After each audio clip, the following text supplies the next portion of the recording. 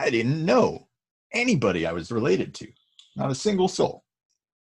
People that you've had experiences with for your whole life kind of become your family at that point. And I said something to the effect of, I have risen, but then I went back to bed again.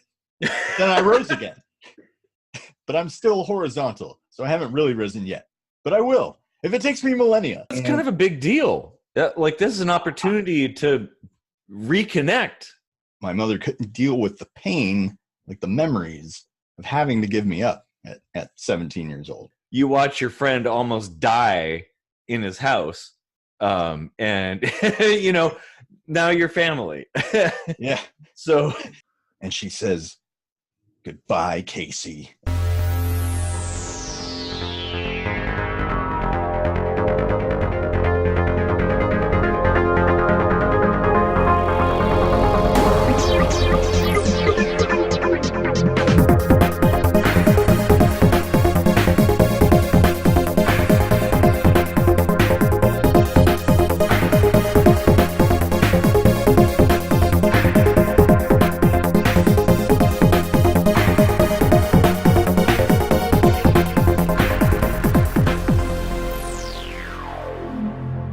Okay, welcome to another Kitchen Sink Microscopy. I'm Eric Rosenblatt.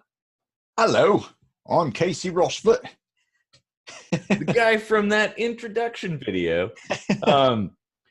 So what sort of topic do you have for us today, Casey? Well, at the time of this recording, we just had Easter Sunday, and that's a time where a lot of people typically get together with family. And I got to thinking, we haven't really done like a non-religious philosophy episode yet, and the concept of family is an interesting philosophy to me, and I'd love to get your opinions on it because, as you know, but maybe our viewers don't, I was adopted. From birth, basically. I was like 2 weeks old when I went home, and I always knew I was adopted, so I didn't know anything different growing up, but I knew that I was different from most people in that regard. What that gave me was kind of this outside looking in view of interactions between people who are biologically connected. For my whole life, basically, up until I was like 19, I didn't know anybody I was related to, not a single soul. And then, around the time I was 19 or 20, I was about to get married for the first time. And I thought, hey, it would be really great if like all my family could be there. Like maybe I can find my parents. And I went through the hoops and got in touch with my mom, and we met up, and she said, hey, I'm friends with your dad's sister still. They didn't get married. Mm-hmm. I can probably put you guys in touch so you can meet your dad too. I was like, hey, that'd be great. So long story short, I'm, going forward, I'm going to try to reduce the confusion with all my family by saying family A for adopted. Okay. Family B for biological. All and right. From there, I'll have to subdivide it into family BD for dad and BM for mom, not not BD as in business development or BM as in bowel movement, mind you. But let's avoid that. While we're recording video, probably. Yeah. So I just let me just start by asking you, because you grew up with your biological parents, of course. You were not adopted. So what does family mean to you? Oh man. Oh. I think, like, at one point in time I thought I knew, but in the intervening years, as I've gotten older and had more experiences, it's changed a lot. I don't necessarily believe that family is somebody. I mean, yeah, the technical definition would be people that are biologically related, but people that you've had experiences with for your whole life kind of become your family at that point. Like, I mean, I consider you part of my family. I've known you for decades. So Likewise, actually, I yeah, have yeah. very similar ideas about that. Mhm. Most of my friends I've known for at least 20 years, sometimes 30 or more. Yeah, and that kind of transcends the whole biological aspect. I mean, you could have people that you're biologically related to, but you've never met. And does that make them family over the people that you've spent your entire life growing up with and experiencing things, tragedies and happiness and successes and failures and births and deaths and all these things? I I can't see the biology really changes things or supersedes the experiences. Yeah, I totally agree. You know, growing up, I was an only child growing up.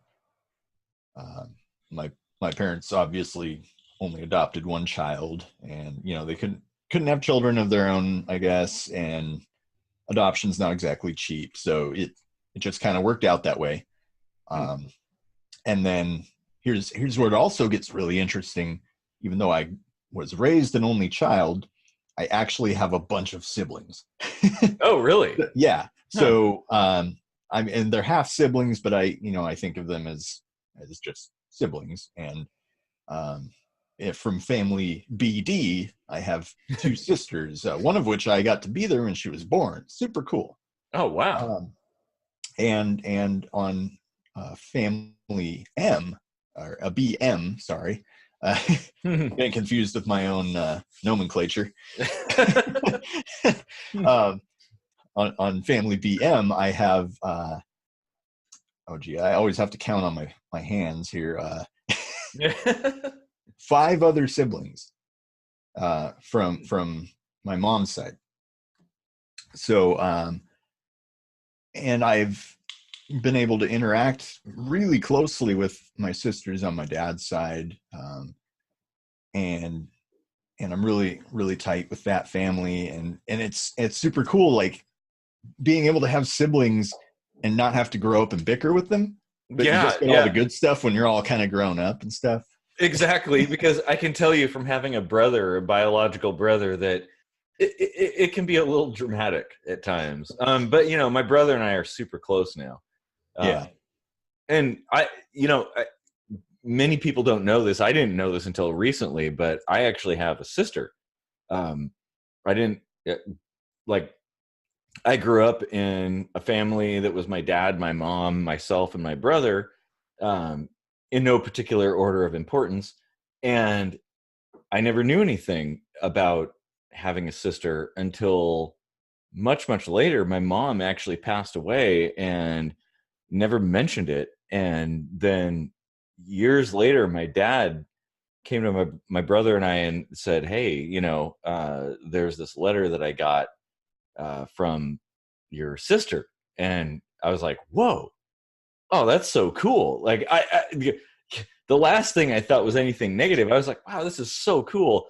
And yeah, so it turns out before my mom met my dad and married him and gave birth to my brother and I, that she actually gave birth to another child who was my sister, and we've connected, and I think it's the best thing in the world. It's great. It's awesome. That is super awesome. Like hearing a story like that is really gives me very positive feelings. Mhm. And I'll tell you why. Because here's a person who is, though biologically related to you, for all intents and purposes, a complete stranger. Yeah. And it sounds like you just kind of immediately accepted each other Oh, as family. absolutely. Yeah. And it's odd, and I don't know if it's some kind of like, if there's some kind of biology related sort of connection. I mean, I'm not a biologist like you are, so I can't really explain it. But we definitely had this sort of link, that I don't know how to explain it. It definitely felt like a link that you would have with somebody that you've known for a very long time. Yeah. And strangely, I remember thinking about it later, after my dad explained this to my brother and I thought back and I was like, I always thought I had a sister, and I always thought of her name too. Like, her name is like a big deal to me for some reason, in some kind of subconscious way. Really weird. Like, I don't know what that's all about. Did you actually like know what her name was, or? Well, I didn't know until my dad told me, but when he did, I was like, oh yeah, I know that name. That like has been something in like my dreams and stuff. It was really strange. Oh, wow, that's really cool. That sounds like that could be another topic. I think so. Yeah. Oh, I totally agree. Yeah. But that's actually kind of a good segue into something else that I kind of wanted to bring up in this, and really quick to speak to your point. I think you were kind of going towards that nature versus nurture idea. Mm-hmm. I can tell you, as a biologist and as an adopted person, it's really both. It absolutely is both. Okay. I met my dad and my family B dad, and we look a lot alike. We even have the same haircut now. Oh, it's so weird. But it goes beyond that. Even we're both like atheists. From religious upbringings. Were you both Catholic? I think they were more in like the Lutheran camp, I want to say. But there's we did an episode on atheism where you were asking me some questions about it, and Mm-hmm. and you would ask me a couple things about like how my family took it, and was there any difficulties or any pushbacks, or things like that. And for the most part, I answered that it was like a fairly neutral, if maybe a little awkward situation, but it wasn't overly bad necessarily. But yeah, on Easter, I like to make jokes, and I'm an atheist. Really? I hadn't noticed. And so I woke up, and it was like, it's Easter morning, 6:30 in the morning. That's a little early. So I went back to bed for a while. Mm-hmm. And then I woke up again. It was like 9:30 or something. I felt pretty well rested. But I was just laying in bed, and I got on Facebook, and I said something to the effect of, I have risen. But then I went back to bed again. Then I rose again. But I'm still horizontal, so I haven't really risen yet. But I will, if it takes me millennia. Happy Zombie Jesus Day. Anyway. I'm going to guess some people didn't take that very well. Well, yeah, I didn't think twice of it, because I do this every Easter. I have something witty to say that's, a little tongue-in-cheek toward Christianity. It's all in good fun. Mm-hmm. But I have to do this, cross-state travel every time there's a holiday, see my adopted family, and then drive back up to where I live and see my biological family. And we're having a good dinner, and my grandparents are about to leave, and I hug my grandmother goodbye. I say Happy Easter, and we'll see you next time. And she says, Goodbye, Casey, and like glares at me. And I was like, what are you looking at me like that for? And my dad knew that look, because he grew up with it, and he knew there was something up, but he didn't. Nobody else knew what, and I didn't know what. It wasn't until we got outside and we were alone that she told me that she saw that post and was really hurt by it. And of course I felt bad. She thought it was like, maybe she doesn't fully understand how Facebook works. She thought I put it on her wall, but I was like, no, that things that people post just show up on, it's not directed at you. Yeah, yeah, Like, exactly. Yeah. like I tried to be like, oh, I wasn't singling you out, but nevertheless, it still hurt her because, you know, she's very, very religious. Mm-hmm. So, what that does is, I feel like there's this kind of, and I don't know what your opinion on this might be, but I absolutely know that my grandmother loves me, but I feel like there's this subconscious, like, conditional love going on. Like, she Huh. thinks it's unconditional, but there's this, um, you know, she's carrying a lot of stress for what I believe, for what my lifestyle and my choices are. She's carrying stress for something that is going on in my life because she thinks there's going to be consequences for me after Huh. death. You know, Oh man, that's heavy. it is, and it's like that's. I mean, I can't control how other people react, and um, you know, her whole thing was, you know, you shouldn't say things like that, and I was like, you know, people are going to be offended. You can't stop people from being offended because that's a choice that they make.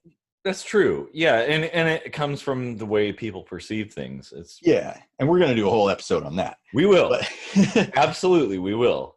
but what this subconscious conditional love does is it places a lot of guilt on someone. You know, like, I felt guilty for being who I was, and that's Yeah. not right. Like, that shouldn't, I don't think that should be coming from family.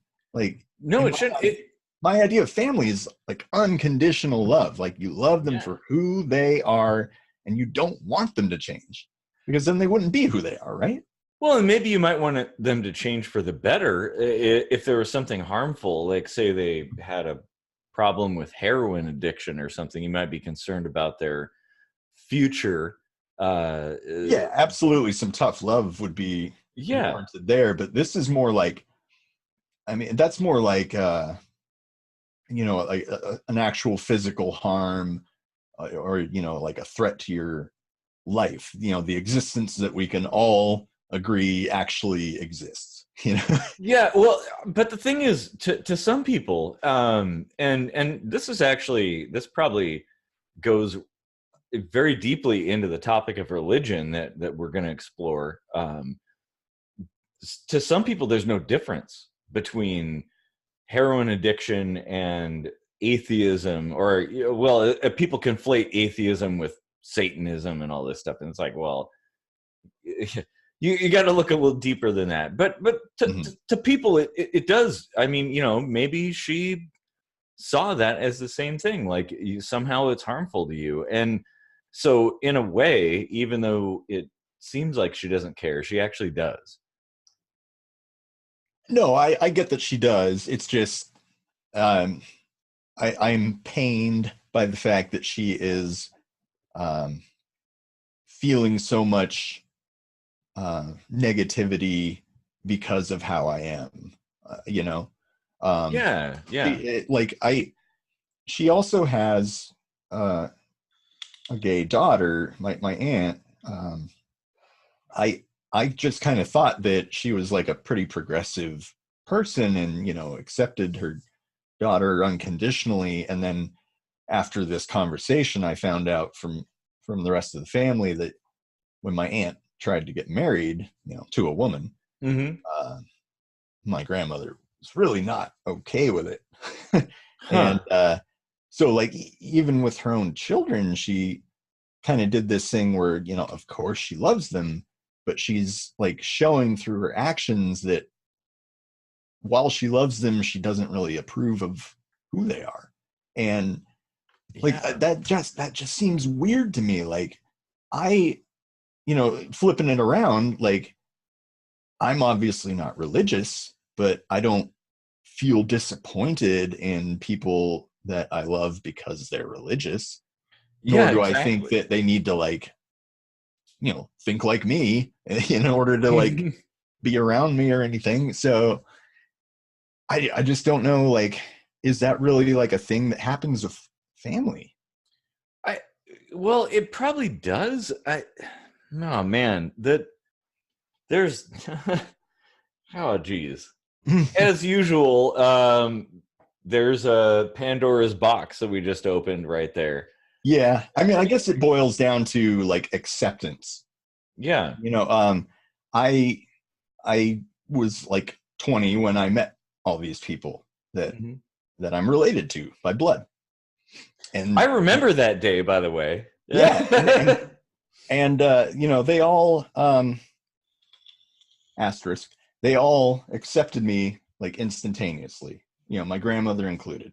Hmm. Uh, there's some great stories that were, you know, from the day of my birth, but um, the thing that about your sister that really struck me is, you know, there was also that mutual acceptance with you and her, and you know, like you just embraced that family bond, and that Yeah. totally happened with me too. Like I might be overdoing it a little bit with this little Easter debacle, but you know, the fact of the matter is, like they really just treated me like 20 years had never passed, and I was there the whole time, you know, and that was really great.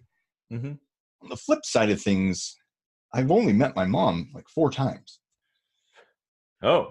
I haven't seen her in 17 years. Uh, you know, I reached out to her and through the adoption agency. Hmm.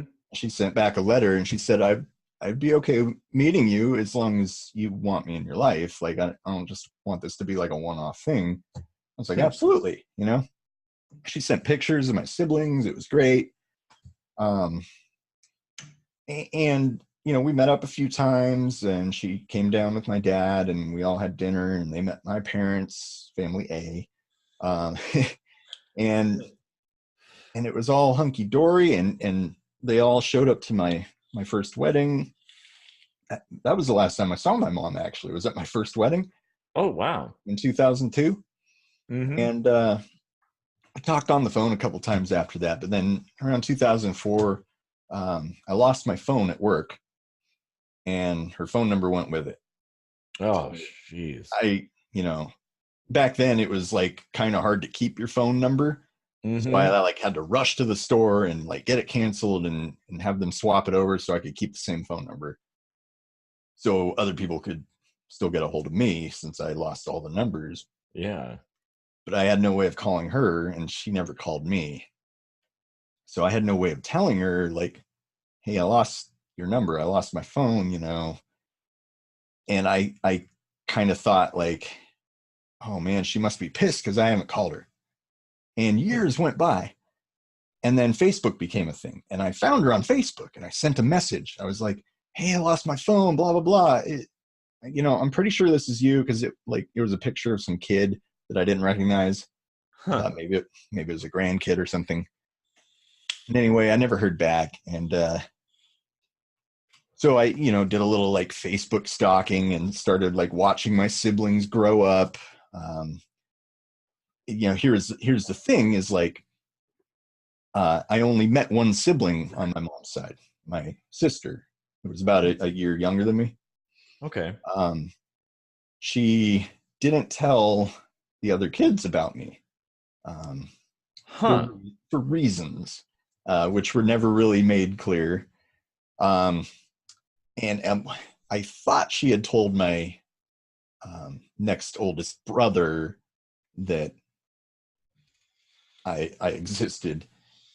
And anyway, fast forward to just a couple of years ago, I was Facebook stalking and realized I had just moved to the same town that my brother lived in. Oh, wow. I was like, oh, hey, bro, you want to go get a beer? A couple months go by, and I hear from my sister for the first time in like 15 years. And she was like, so didn't know who you were. Oh, Yeah. jeez. And I realize now I shouldn't have used a name, but Yeah. uh, anyway, We'll that got a edit little that out. weird. Yeah. That got a little weird. And then I finally heard from my mother, and she wasn't very happy that I did that. Hmm. And so like, I don't really know what's going on, but my sister and I did talk, and we decided to get together and catch up. And she lives in California now, so Mm-hmm. I took a road trip down there and spent a few days and saw a bunch of pictures and heard about my family, and it was really great. But I also found out, like, there was this revelation that my mother couldn't deal with the pain, like the memories of having to give me up at 17 years old. Wow. And the way she coped with that pain was to pretend that I was dead. Oh, God. Yeah. Oh, man. But it's like, strangely, that made me feel better. Because I thought I pissed her off. But really, it was just, she's got to deal with her own, inner turmoil. Yeah, that makes a lot of sense, actually. Yeah. It does. Like, she wasn't 18. It wasn't up to her. Presumably, she would have liked to keep me, and she couldn't. And that's got to be, like, I can't imagine that. I can't have kids, so I'll never quite understand that dynamic. But I can try to reason with what it feels like, and it's got to be pretty gut wrenching. I'll admit. Oh yeah. I can't even fathom how heavy that is. That is. But I just, here's the thing that, like, that I've been struggling with lately, because this whole idea of acceptance and family bonds and biology is like, why can't she just accept me back into her life? Like, yeah, it really sucked that she had to miss, like, my entire childhood, but how many parents who give their kids up for adoption actually get the chance to have their kid back in their life? Yeah, that's kind of a big deal. Like, this is an opportunity to reconnect. Yeah, I would think so. Like, there's still plenty of time on this earth, I hope. Yeah. And exactly. like, you've battled cancer twice. I think you could probably, like, take on the Space Force now. Yeah. And she had cancer too. Like, so it's wow. Like, we'd have a lot to talk about. Oh, for sure. I maybe it's societal pressure. I don't know. I wish I knew, because I think about the same thing with my mom and my sister, and I wonder, like, why. Because here's the thing: my mom went through surgery in the 90s, and she thought she might die, so she wrote my brother and I these letters that were like, "Okay, I am dead, and here's all the things you need to know." And my dad gave those to my brother and I, and she never mentioned my sister. Wow. Yeah, and I think it's similar to the same kind of thing that you dealt with. Like, maybe it was really, really hard for her to handle. And it just, unfortunately, you don't have the opportunity to ask her what was going through her head. Like, why would she want to take that to the grave? Like, exactly. Like, and I think, why? Because, like, when I heard that I had a sister, I was ecstatic. Like, this is great. Like, I love this. Oh yeah. Like, my sister on my dad's side, get this, when my dad got the call that I resurfaced, she was like 4, about to turn 5. She was in bed, and he went in and woke her up and said, "Do you want to go meet your brother tomorrow?" Oh, like, yes. Yeah. And she came down the next day and met me on her birthday. Like, yeah, and maybe a great birthday present, huh? Oh, that is the best. That's the best birthday present. And maybe it's a sign that society at large is changing. My mom grew up in a time that was very different. Her parents probably didn't approve of those things, or maybe if they did, she probably felt ashamed of it. Your mom was very religious too, right? Yeah, she was, and her parents were very religious. And And that's unfortunate because you know your family should transcend religion. That's what I think. Yeah. Like it, like here's my like raw and honest opinion. If you love your imaginary friend more than your family, there's something wrong there. Yeah, exactly. That's just my thinking. Well, and that family should include people that you've known for decades as Yeah. well. Mm-hmm. And that's kind of my take on it, is that family is flexible. It doesn't rely on biology. It could be biological, but it's experiential too. So, you know, you watch your friend almost die in his house, and you know, now you're family. Yeah. So that's kind of how I see it.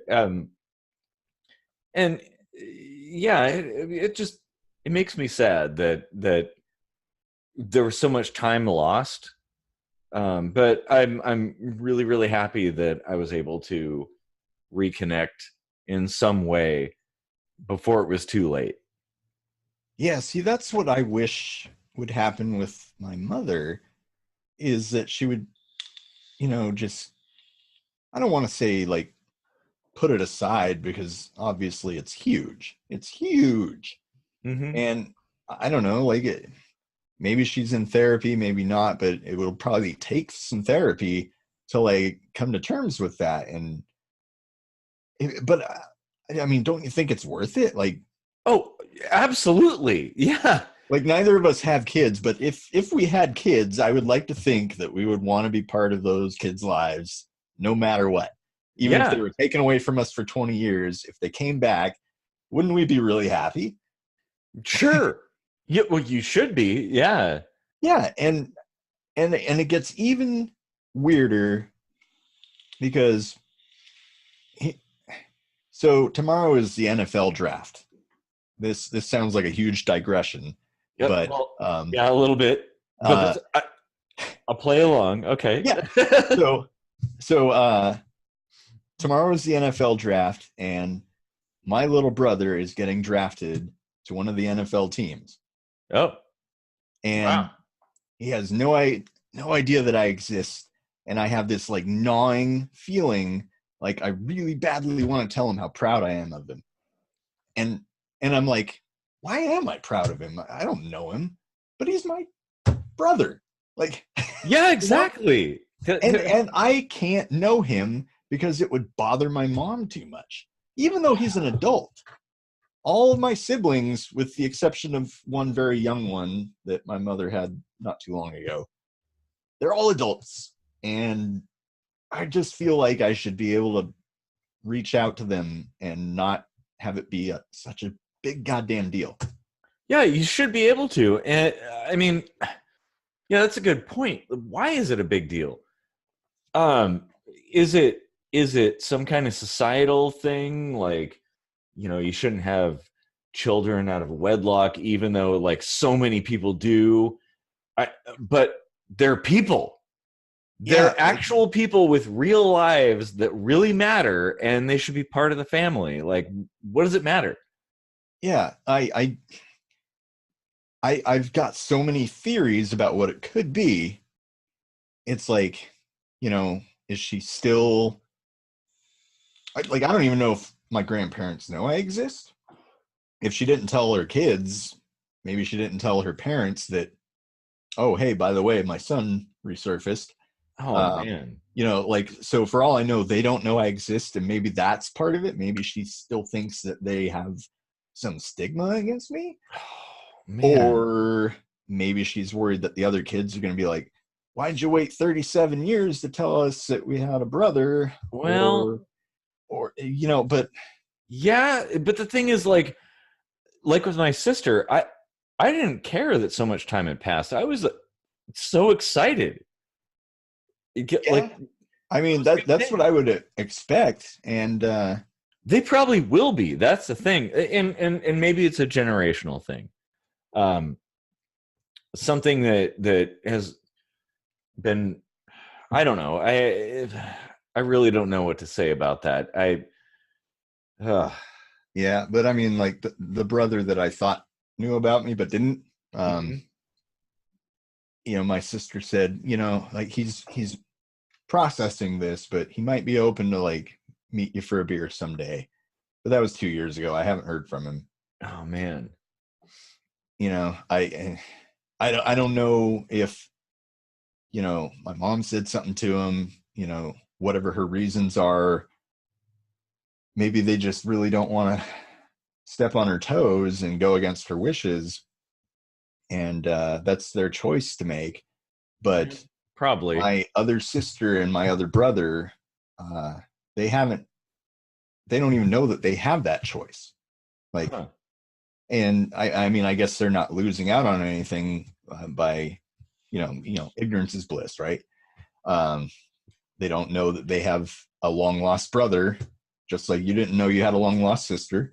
Yeah, it took over 40 years for me to figure that out. Yeah, but like, even though you had like a feeling, that whole time, you basically didn't know, and you lived your life accordingly, and everything was hunky dory. So I'm not deluding myself into thinking that they're missing out on having such a great guy in their life, but oh, that's for sure. Yeah. But I want to be a part of that family. I sought them out because I wanted them in my life, and I feel like I'm hitting a roadblock. Yeah, and the thing is that this is such a huge topic because it goes beyond family. I think it goes into societal norms and other things like that, religion. But it's unfortunate because this is actual people we're talking about here. And I think, as Bob Dylan said, the times they are a-changin'. But there's still some holdouts, and they're holding up everybody else. Yeah.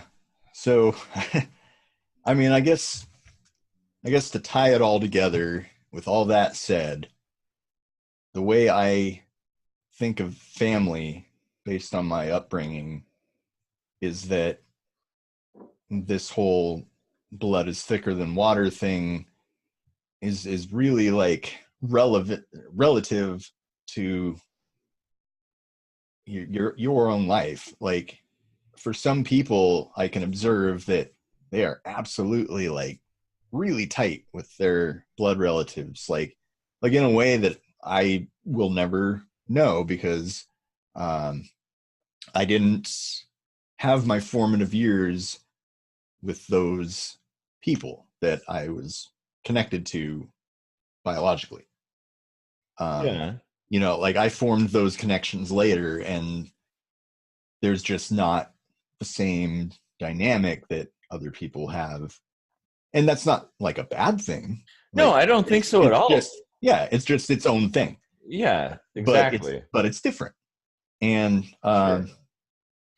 having been adopted and having given it a lot of thought, I actually think that there's probably no greater family love than a family adoption. Like, two people coming together and being like, we are going to devote our love and responsibility to raising a human life that wasn't ours. Oh man. Okay. You're gonna make me cry, so don't do that. No, you're absolutely correct in that adoption is far more powerful than just the biological side of things. Yeah, for that very reason, that you don't have any obligation biologically. You chose to do that, and that is powerful. Wow, that is really powerful. Yeah, my parents are absolutely amazing. Yeah. And, they are. Your parents are really cool people. Like, it's I really gained a lot of awesome things from nature and nurture. Like, so much of who I am, I can see in both sets of parents. Even from the little bit that I know of my mother, like, you know, she's maybe not the best at calling people, and so am I. I don't know if I wait like 17 years to call people, but you know, maybe she was the one that put out Guns N' Roses' Chinese Democracy, and you know, that took a while. Oh yeah, but ultimately, I think that you know, not that I want to put like tiers on, you know, strengths of love or anything, but I think that it doesn't get much more awesome than choosing a child that's not yours and raising them as yours. Like, oh yeah, that is very most people can't do that. So, and in the same vein, like we both kind of mentioned at the head of the show, like your friends, your love that you have for friends, you know, as if they're family, that's a choice too. You know, yeah, it is. You're choosing to have those people in your life, and you're choosing to make whatever sacrifices come with it, and you know, like taking the good with the bad. And I think that, you know, making a choice to love someone is so much more powerful than just being like, well, we're related, we kind of got to love each other. No, that's a really good point. Wow, that's a huge point, actually. I gotta think about that one. That's pretty good, actually. Yeah, and it's absolutely not to downplay biological connections and the love that's felt there. That's certainly like its own powerful thing. It is. But it's like a combination of heart and mind when you go in on an adoption or a really good friend. You know, like you're putting everything into that, like making the choice. You know. Yeah, exactly. And you know, having those sorts of experiences over decades, that can, oh man, okay. Yeah. Absolutely. I think the biological aspect is something that is assumed, and I think people kind of ignore the experiential side of things, where you've known somebody for a very long time and they become your family. And I think at that point, there's really no differentiation between the two. That somebody you've known for a long time and you've been through heaven and hell together, better or worse, like they're you're basically on the same plane as your biological family, maybe even a little bit above too, especially if you're adopted and you haven't talked to them in a couple decades. Yeah, and you know, our good friend Joe, I've known him 30 years now, and when he got married a few years ago, I showed up to the wedding, and I was part of the wedding party, so I was up there with him. But when I was looking for my name on the seating arrangement, he had he squeezed me in at the table with his family. Yeah. Like, I was like, oh, are you sure you want me here with your family? And he was like, you are my family. Yeah, exactly. Yeah. And that was, you know, like, I might have cried. I don't know. Yeah. Okay. I'll probably do that too. I'm going to not think about it. Not ashamed. Yeah. Yeah. Well, football and race cars and stuff. Oh yeah. There's so much more. We need to talk about this subject a lot more, actually, because I think this is something that really can affect everybody, that everybody has these kinds of experiences. If yeah, I wish we could talk about this for hours, because we probably could.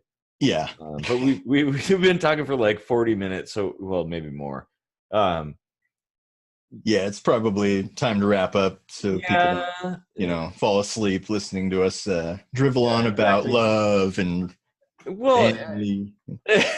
And maybe, I hope that it touches people. If it does, you should definitely get a hold of us, and we can talk about it, or maybe we'll have an episode just about your personal experiences. That would be pretty cool, actually. Yeah, it would be so cool to see the comments like filled with stories of like long lost siblings and adoptions, and tell us your really good blood kin biological family stories of love and connectedness. There's that side of it too. And sure. And even if they're not biological, like people you've known for decades, like your best friend. Yeah. BFF, somebody gives you a kidney, they're family, Yeah, exactly. That'd be great. Well, this is a little bit of it's a soft emotional topic, but that's okay. We're a couple of 21st century guys. We can get a little misty eyed, and it's all right. Sure. Yeah. Sure. No, just dust in my eyes. It's okay. I'm good. So